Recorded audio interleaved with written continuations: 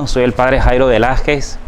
Estoy actualmente ejerciendo mi ministerio sacerdotal en la parroquia de Santa Catalina de Alejandría, aquí en Catarina.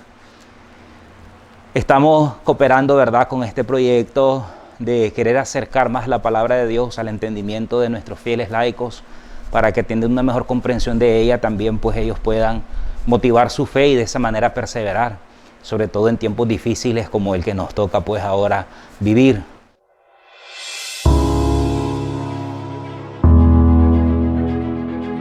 Quisiera reflexionar con ustedes sobre algunos aspectos de un grupo de libros que en el Antiguo Testamento se conocen como los libros narrativos, les conocemos ahora.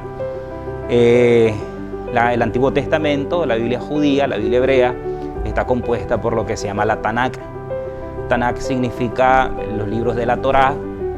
También están los libros de los profetas, Nevi'im, y los escritos que se llaman Ketuvim, de ahí viene el término Tanakh. Entonces nosotros vamos a abordar hoy lo que son los Ketuvim, los libros narrativos, que antiguamente la iglesia, ¿verdad?, los consideraba libros históricos. Así se ha quedado por mucho tiempo, pero la investigación bíblica, la exégesis bíblica, hoy ya no los conoce tanto como libros históricos, sino como libros narrativos. Por una simple y llana razón, ¿verdad? En el siglo XIX se dio lo que se conocía el historicismo. Y el historicismo, con su investigación y su sistemática, quería acercarse a los escritos antiguos, no solamente de la Biblia, sino escritos provenientes de muchas culturas y civilizaciones, para averiguar en ellos lo que era el grado de verdad y la certeza con la que ellos narraban los acontecimientos históricos. Pero al acercarse a los relatos bíblicos y compararlos con investigaciones extrabíblicas, con otras disciplinas, poco a poco se fue descubriendo que muchos relatos de la Sagrada Escritura, de estos libros conocidos en aquel momento como históricos, muchas veces no coincidían con otros registros extrabíblicos de otras civilizaciones cercanas al pueblo de Israel, como era, ¿verdad?, sobre todo dos focos, que eran las civilizaciones babilónicas o las civilizaciones de Mesopotamia y también la civilización egipcia, que fueron, ¿verdad?, como dos polos que tuvieron mucho que ver con el desarrollo y la fe del pueblo judío. Es de esta manera entonces como poco a poco, con el descubrimiento de la lingüística y abordando estos libros desde el punto de vista de la lingüística, entonces se va perfilando un mejor término para poder acuñárselo a estos escritos que antes eran conocidos como históricos. Y entonces se les conocen como libros narrativos. En este aspecto, la Iglesia tuvo que no replantearse el dogma, porque sabemos nosotros que nuestras verdades de fe son incólumes, pero sí tuvo que replantearse de alguna manera los relatos bíblicos, ya que la ciencia histórica pues ponía en tela de duda alguna información que nosotros podríamos tener de historia dentro de los libros narrativos. Es entonces cuando viene el Papa Pío XII y escribe una encíclica conocida como la Divino Afflante Spiritu, en donde acepta que a partir de los postulados de la ciencia lingüística, los libros históricos contienen, ¿verdad?, entre ellos contienen lo que se llaman los géneros literarios. La Iglesia abre la puerta a los géneros literarios y comienzan a estudiarse estos libros ya no como relatos históricos, sino también como literatura, como narraciones que quieren transmitir no solamente historia, porque aunque estos libros hoy no se le conozcan como narrativos, pero debajo de ellos subsiste un sustrato histórico. Aunque no sean totalmente históricos, sí subsiste debajo de ellos un sustrato histórico, comenzando desde el tiempo en que fueron escritos, todo el proceso que llevó, ¿verdad?, para que fueran escritos, todo el proceso que llevó para la recopilación de distintas tradiciones que convergen en cada uno de los libros. Y posterior pues a ello, la Iglesia, abriéndose a esta ciencia nueva que era la lingüística, comienza pues a ver en los libros todo lo que son géneros literarios, narraciones, todo aquello que nosotros pues conocemos en nuestra lengua. También porque, como dice la Dei Verbum, ¿verdad?, en sus numerales 11 sobre todo, los escritos de la Biblia, el Señor, el Espíritu Santo, utilizó a los geógrafos, pero estos geógrafos no los utilizó como depósitos, ¿verdad?, en donde el Espíritu Santo exponía toda su sabiduría y quedaba nula la invectiva humana. Al contrario, el Espíritu Santo inspirando a los hagiógrafos y estos haciendo uso de sus recursos estilísticos, recursos literarios, fueron poniendo por escrito no una historia nada más, sino verdades de fe que pertenecían a un pueblo confesional. De ahí que una de las características de los escritos históricos es precisamente que parten de una confesión de fe. Los libros históricos o narrativos, mejor dicho, ¿verdad? Ahora, los libros narrativos parten de una confesión de fe, de la fe de un pueblo, que en este caso es el pueblo de Israel. Estos libros son muchos, ¿verdad? Quizá es el compendio más grande del Antiguo Testamento. Entre ellos tenemos el libro de Josué, de Jueces, Primera y Segunda de Samuel, Primera y Segunda de Reyes, Primera y Segunda de Crónicas, Esdras, Nehemías, y luego contamos con Primera y Segunda de Macabeos. Posterior tenemos, ¿verdad?, algunas narraciones que, tomando en cuenta lo que les he dicho, los géneros literarios, se les conoce como novela, pero no en el sentido moderno que nosotros lo entendemos. Novela en un sentido más, digamos, más literario. En este caso son, ¿verdad?, por ejemplo, el libro de Tobías, el libro de Ruth, el libro de Esther, el libro de Judith, y también se considera más o menos parecido la primera parte del libro de Daniel, y la segunda parte del libro de Daniel ya pertenece a lo que es una corriente apocalíptica que en su tiempo, ¿verdad?, tuvo una gran influencia dentro de la fe de los israelitas. Entonces, dentro de este compendio encontramos nosotros grupos. Por ejemplo, existe un criterio para valorar un conjunto de libros, el criterio de la historia deuteronomista. Estos libros que corresponden a esa historia deuteronomista son Josué, Jueces, Primera y Segunda de Samuel y Primera y Segunda de Reyes. Luego tenemos la historia cronista, que son, como lo dice el mismo nombre, Primera y Segunda de Crónicas, Esdras y Nehemías. Y luego tenemos, ¿verdad?, la historia macabea. La historia macabea, que ya es un poco más cercano, ¿verdad?, 3 siglos antes de la venida de nuestro Señor Jesucristo. No debemos olvidar que la Sagrada Escritura no se redactó de una manera rápida, sino que estos fueron siglos y siglos, sobre todo de recopilación de tradiciones que el pueblo judío mantenía y que estas tradiciones formaban parte de esa confesión de fe. Por ejemplo, la historia deuteronomista, que nosotros, el mismo nombre lo dice, el libro del Deuteronomio no es solamente un libro, sino es una escuela deuteronómica. Tiene sus principios, es un principio confesional. El Deuteronomio, si nosotros lo leemos, nos vamos a dar cuenta que en él hay verdades de fe. Verdades de fe como un solo Dios, un solo pueblo, una alianza, una tierra, un templo, un culto. Y esto, ¿verdad?, estos son los criterios que el deuteronomista utiliza para ver la historia. O sea, el autor sagrado, el hagiógrafo, valiéndose de estos principios, intenta hacer una valoración de la historia judía, hacer una retrospectiva desde esta óptica, desde este lente de los principios deuteronomistas. Y es de esta manera como él va haciendo, va recopilando, va juntando y va haciendo, ¿verdad?, también todo este compendio de narraciones. Por ello es que encontramos siempre, por dar un ejemplo, ¿verdad?, la Guerra Santa que aparece en el libro de Josué. La Guerra Santa, o sea, Dios mandaba que todos los pueblos conquistados fueran consagrados al anatema, que significa que fueran exterminados. Por una simple y llana razón. Los israelitas, en el código deuteronómico, la alianza les exigía a ellos que solo debían dar culto a Dios, que Dios solo había uno, que Dios era uno, que Yahvé era uno y que solo debían de dar culto a ellos.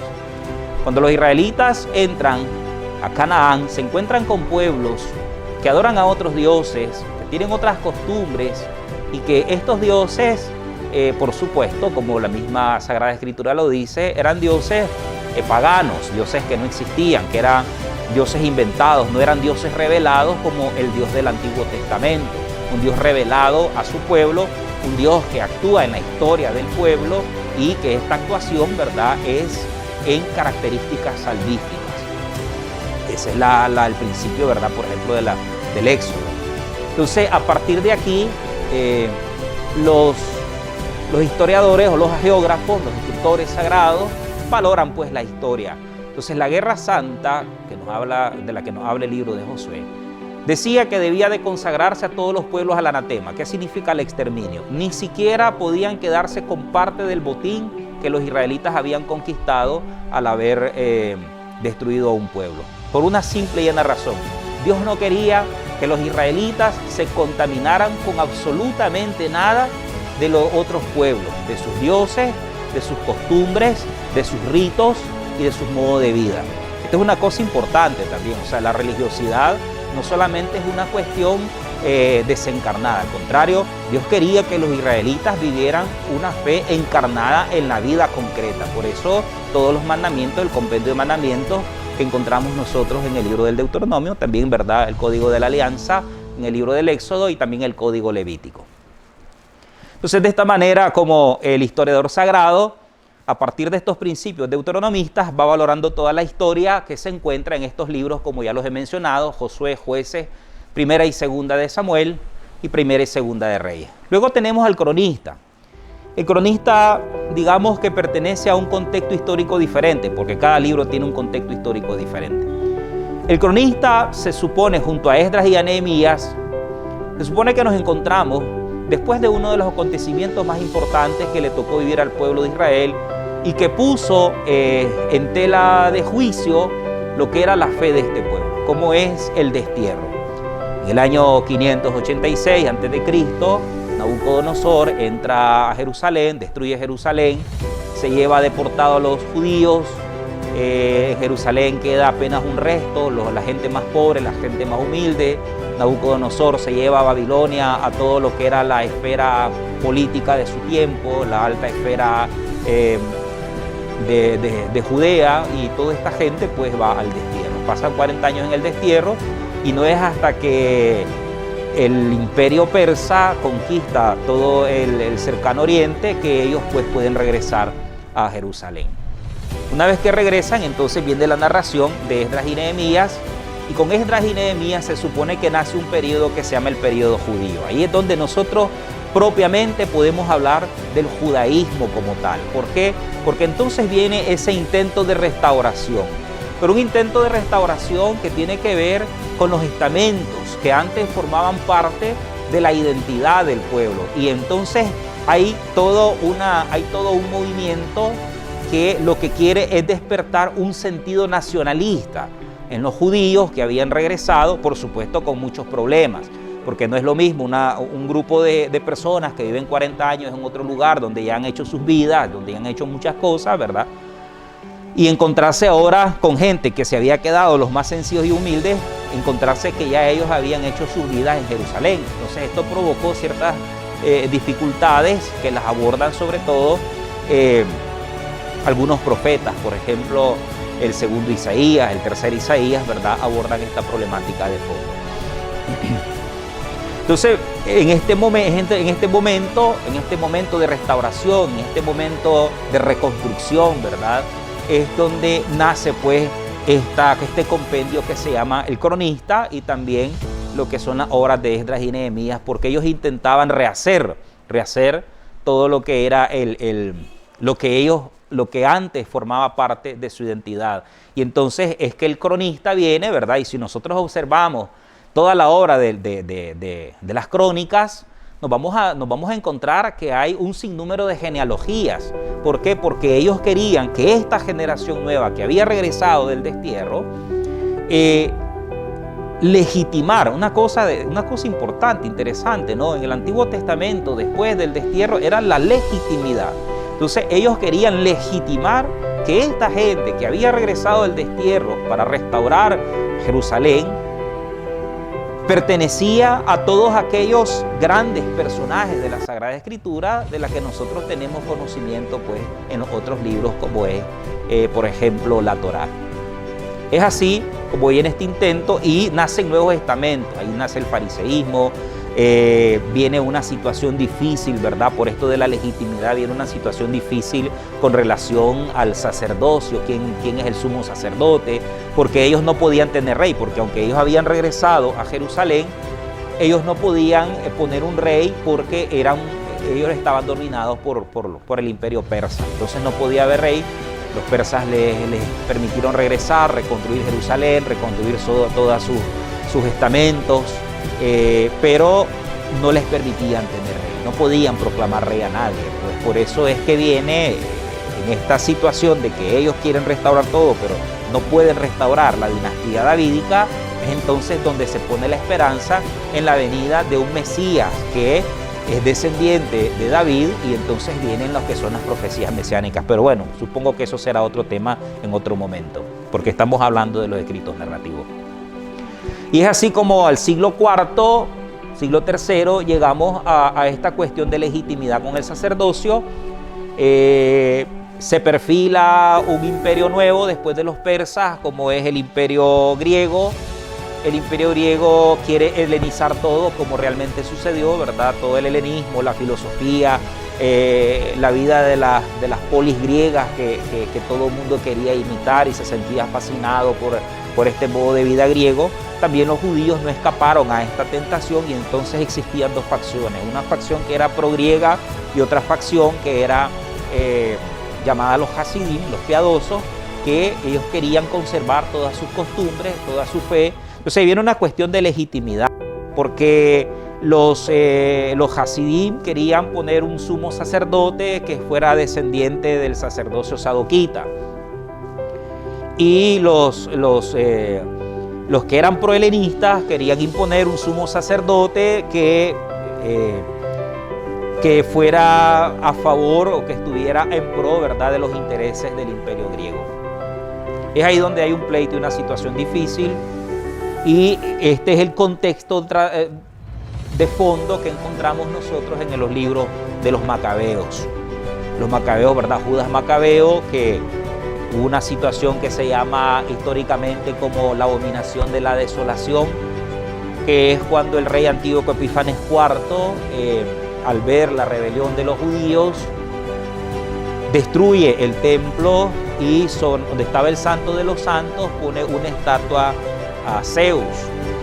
¿Por qué pone esta estatua a Zeus? Y también se le llama a esta estatua la estatua de Baal Zalizar. Pone esta estatua porque muchos pueblos creían en un Dios supremo, y como él estaba dominando parte de Oriente en ese tiempo, el rey Antíoco Epífanes IV, pero su reino fue un reino muy débil, y él quería buscar riquezas por todos lados, robó todas las riquezas del templo, igual que lo había hecho Nabucodonosor en su momento, para poder fortalecer su reino y darle un poco más de estabilidad política y económica. Y es de esta manera, pues, como existe esa confrontación entre dos bandos que existían, pues, en este momento de la historia macabea después del siglo III. La historia macabea ya es siglo II, propiamente dicho. Y es así como el libro de los macabeos nos narra, pues, esta situación adversa que existía, pues, en tiempos de los macabeos. Ahí en los libros de los macabeos, en el segundo libro de los macabeos, por ejemplo, el rey Antíoco Epífanes IV empezó a perseguir a todos los judíos que se oponían a su reino. Había un pleito por quién era el sumo sacerdote. Asesinaban al sumo sacerdote legítimo y ponían a otro, y entonces después había otra persecución contra el sumo sacerdote que estaba en ese momento. La cosa era bien difícil. En este tiempo existía una anarquía, y es precisamente en este vacío de poder que existía en este momento es donde surgen lo que son las narraciones apocalípticas del libro de Daniel. El libro de Daniel está contextualizado precisamente en esta crisis, en este vacío de poder que se encuentran. Se nos narra, por ejemplo, en el segundo libro de los macabeos, se nos narra a nosotros aquella madre que pierde a sus 7 hijos. Se nos narran historias de martirios, ¿verdad?, de gente martirizada, pero gente con mucha autoridad moral, con mucho sentido religioso, con mucha piedad, con mucho temor de Dios, martirizados precisamente por esto. porque ellos se querían mantener firmes al cumplimiento de la ley. Y es de esta manera, pues, como los judíos, todos los libros, ¿verdad?, que hemos repasado, los judíos van respondiendo a una necesidad espiritual y de fe en su momento y en cada contexto determinado, en cada circunstancia determinada. Entonces, los libros, por supuesto, desde este punto de vista son libros históricos, pero la manera en cómo son compuestos y con los recursos estilísticos y literarios de cada geógrafo, también son obras literarias, obras narrativas. Y en eso, pues, la exégesis narrativa ha avanzado mucho y nos ha regalado muchas reflexiones y un gran bagaje teológico para que nosotros podamos reflexionar sobre estos libros. Las novelas, Judith, Esther, Tobías. Estas novelas, los judíos tenían un modo de hacer exégesis, llamada el Midrash. El Midrash consistía en estudiar los relatos bíblicos desde dos puntos de vista, desde la Halaká y desde la Hagadá. ¿Qué es la Halaká? Halaká viene del hebreo halak, que significa caminar. Los judíos reflexionaban sobre la ley. Generalmente la Halaká era una reflexión sobre la ley conocida en ese momento como la ley mosaica, ¿verdad?, los 5 primeros libros de la Biblia. Reflexionaban sobre la ley para encontrar en ella modos de vida, para encontrar en ella modos de existir, modo de ser, modo de vivir la fe hebrea. Por eso se llama caminar, ¿no? El halak viene de caminar en hebreo. Entonces eran ellos reflexionando sobre la ley mosaica, daban al pueblo enseñanzas que les ayudara a vivir con rectitud, con honestidad, la fe, cumpliendo los mandamientos y la pureza ritual, cumpliendo con los sacrificios, cumpliendo, ¿verdad?, con todo un sinnúmero de prácticas que hacían de ellos o que los hacían sentir como pueblo de Dios y pueblo de la alianza. Luego está la Hagadá. La Hagadá es una reflexión espiritual, porque claro, por supuesto, el judío no solamente tiene que portarse bien, no solamente tiene que obrar rectamente, no solamente tiene que ir al culto, no solamente tiene que rendir holocaustos y sacrificios de comunión al Señor, no solamente tiene que celebrar las fiestas anuales que estaban prescritas en la Torá, sino que también tiene que aprender a vivir con los demás, tiene que aprender a convivir con los demás, tiene que aprender a obrar honestamente, tiene que ser muy caritativo, tiene que ser una persona compasiva, misericordiosa, tiene que asistir a los más débiles, a los pobres, a los necesitados, al huérfano, a la viuda, al forastero. Es entonces donde viene la historia de la Hagadá o la reflexión hagádica, que lo que intenta es, a través de relatos de personajes emblemáticos, transmitir al judío, transmitirle una especie como de paradigma de comportamiento, paradigma de comportamiento en cuanto a principios como la misericordia, el amor, la compasión, la piedad, la limosna, el ayuno, que es lo que le gusta al Señor. Que ya los profetas, por supuesto, hicieron eco de todo ello cuando el pueblo, ¿verdad?, se había vuelto un pueblo indiferente y arrogante con relación a Dios y habían caído en la idolatría, confiando más en los dioses que en el Dios de la alianza, en los dioses paganos que en el Dios de la alianza.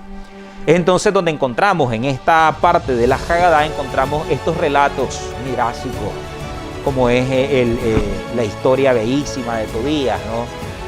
Como este anciano Tobías, el papá de Tobías, Tobit, queda miserable y pobre, y el texto dice que es un hombre piadoso. Ahí está también esta perspectiva, coincide con lo que nos dice el libro del Eclesiastés y el libro de Job, que por supuesto no es nuestro tema, pero que coincide de alguna manera en el ideal.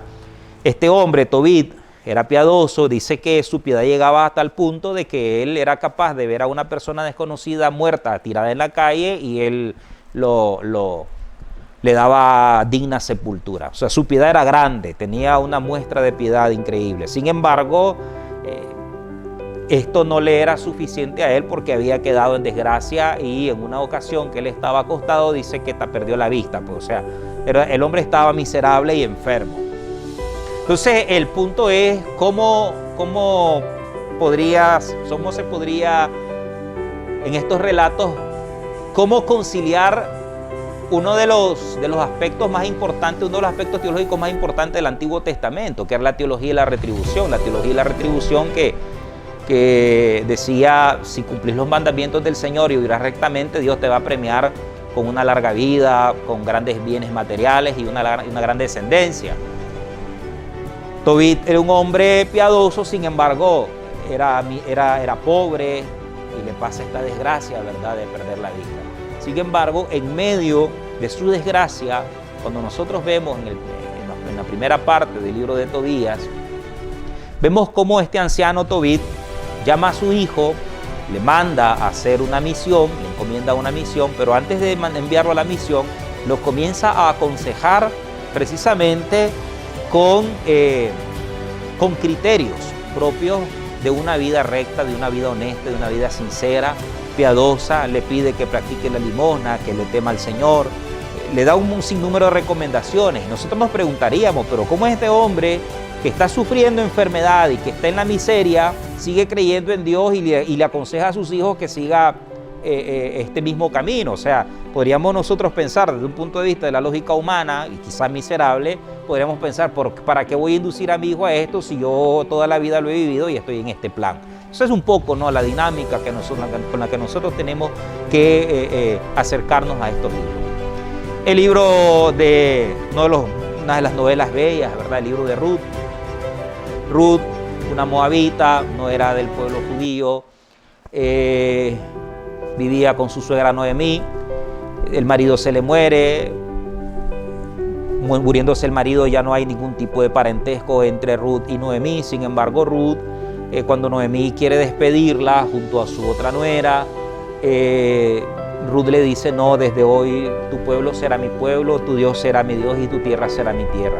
Y se regresa con Noemí allá a Judá, Belén, y ahí, ¿verdad?, Ruth comienza a trabajar en los campos de Booz para mantener a su ex suegra o a su suegra, pues, digámoslo, ¿no?, para que o a Noemí, pues. Y es así como el libro sagrado nos muestra que Ruth tiene una gran misericordia y compasión. En el Antiguo Testamento existe un término muy bonito, que es el término Gesed. Este término tiene un campo semántico muy amplio. Tiene que ver desde la fidelidad hasta la compasión, misericordia, amor. Es inmenso, pues, es inmenso. Entender este término denota muchos significados. Y se puede decir que Ruth, ¿verdad?, tuvo Gesed con relación a Noemí, porque se viene con ella, trabaja para ella y siendo una extranjera, ¿verdad?, muestra que tiene una actitud piadosa y temerosa de Dios más que los judíos. Y por ahí está un poco, ¿verdad?, también en la denuncia profética que hace el autor sagrado hacia la sociedad judía de su tiempo. Son libros que ya anteceden, son la antesala a la venida de Cristo. Y entonces, ¿qué es lo que pasa con Ruth? Bueno, se encuentra con Booz, cumpliendo la ley también con mucha piedad, cumpliendo la ley, accede a casarse con Ruth, y de esta manera como el Señor premia, ¿verdad?, este temor, esta sencillez, esta humildad, esta compasión increíble, esta fidelidad de Ruth hacia Noemí. Y el temor, pues, que ella tenía, por supuesto, a Dios, porque respetaba, pues, todas las costumbres de los judíos. Otro personaje interesante, ¿no?, es la reina Esther. Aquí hablamos de los judíos, de historia de los judíos cuando un judío está en el destierro, igual que Daniel, ¿no? El libro de Daniel, los primeros 6 capítulos nos narra la historia de un joven que es capaz de servir en varios reinos o a varios reyes, capaz de servir a varios reyes que los reyes le tienen una gran consideración y estima, reyes extranjeros, reyes paganos, le tienen consideración y estima por esa rectitud, esa honestidad y la piedad que mostraba Daniel. Y entonces esto es como una manera de motivar al judío de ese tiempo a que siempre siguiera firme y siguiera los mandamientos del Señor y los lineamientos de la alianza. Eso igual pasa con la reina Esther, ¿verdad? Un pueblo que está dominado por un hombre y que hay una persona que es el que está metiendo un poco de cizaña en contra del pueblo judío, y entonces viene una especie de salvación milagrosa de parte de Dios por intercesión de Esther, ¿verdad? Y había una persona también ahí que era Mardoqueo, un hombre piadoso que había creado a Esther, ¿verdad? Y entonces siempre está de juego pues esta piedad de un verdadero judío, de un auténtico judío que cumple la ley, que cumple la alianza, y que cumpliendo la alianza, ¿verdad?, Dios se encarga de proteger pues a su pueblo judío. Y así también podríamos hablar nosotros de Judith.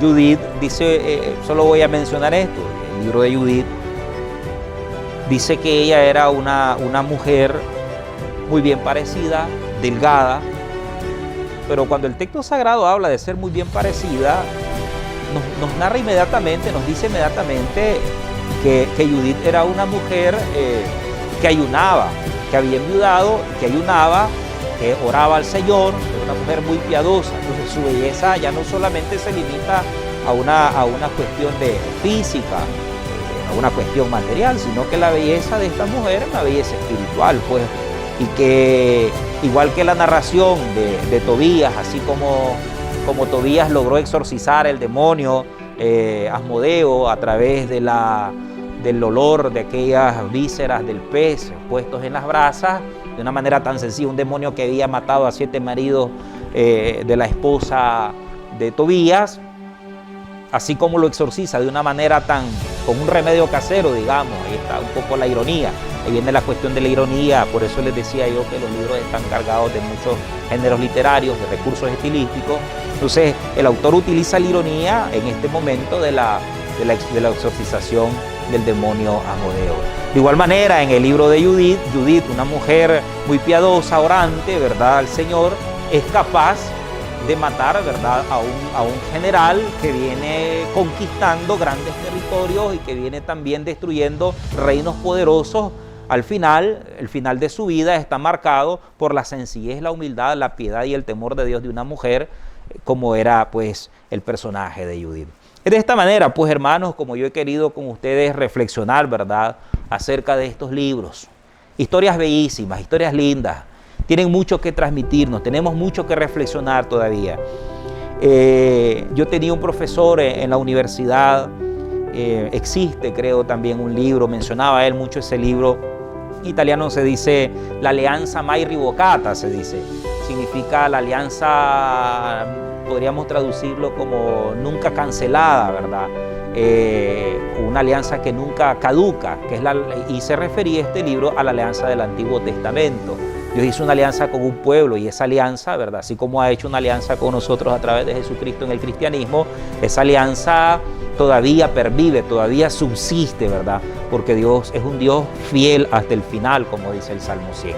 Entonces, de esta manera, yo quiero motivar también a la gente, ¿verdad?, que leamos el Antiguo Testamento. Nosotros los cristianos, por supuesto, el Nuevo Testamento es nuestra génesis, nuestra naturaleza, es nuestra identidad. Ahí encontramos nosotros nuestro perfil en la vida de Jesucristo, pero quizá deberíamos también echar un vistazo más profundo en este bagaje que tenemos nosotros del Antiguo Testamento. El Antiguo Testamento no está por ahí por gusto, ¿verdad?, está por ahí para que nosotros como cristianos también reflexionemos sobre él y que veamos en cada uno de los personajes que intervienen en la historia, veamos nosotros que ahí también podemos sacar enseñanzas profundas y grandes para nuestra vida y para nuestra realidad espiritual. Les doy un ejemplo nada más. Ustedes buscan en la genealogía de Mateo, la genealogía que está al inicio, la genealogía de Jesús, van a encontrarse que intervienen en esa genealogía algunas mujeres, aunque el texto sagrado solo menciona a los varones, ¿no? Entre esas mujeres está Rahab. ¿Quién era Rahab? Una prostituta. Está también Betsabé. ¿Quién era Betsabé? Aquella con la que David había cometido adulterio y por la que David había matado al esposo de ella, que era Urías. Otro ejemplo es el ejemplo de la misma Ruth. ¿Quién era Ruth? Una extranjera. Entonces, en la genealogía de Jesús entran estos personajes de los cuales también pues nosotros debemos de meditar. Si en algo les ha servido lo que les he dicho, ¿verdad? No es por mí, sino a pesar de mí. La gloria es del Señor. Pidamos al Señor que nos siga siempre bendiciendo, que vuelva su rostro misericordioso sobre nosotros, que nos salve, que detenga, ¿verdad?, esta pandemia. Pedimos la intercesión de María Santísima. Un saludo a todos, sigámonos cuidando, seamos obedientes a la iglesia, seamos también caritativos y recordemos que en esta situación en la que vivimos, cuidándome a mí, también cuido a los demás. Muchas gracias.